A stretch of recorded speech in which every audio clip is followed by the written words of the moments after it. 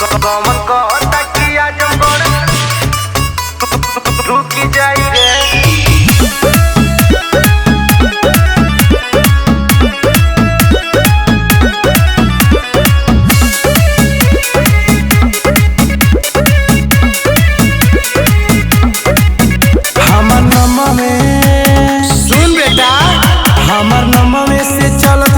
रुकी जाई कौन कहता कि आजमगढ़ झुकी जाई बोल रे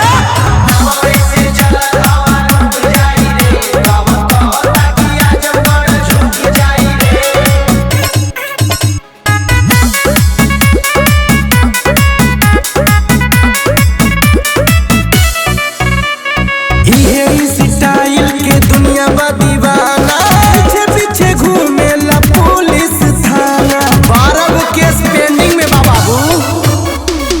ये स्टाइल के दुनिया बा दीवाना पीछे पीछे घूमेला पुलिस थाना।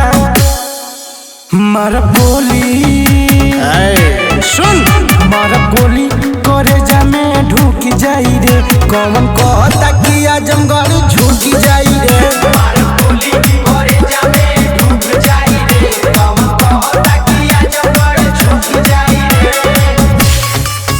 कमन कहता कि आजमगढ़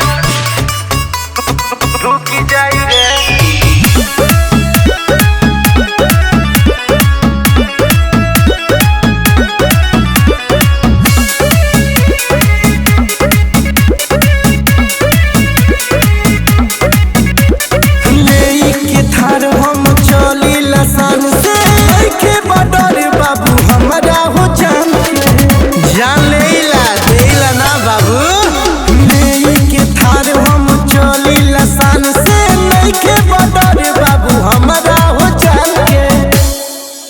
नहीं नाता सुन नहीं नाता रिकेश से टूट पाई रे।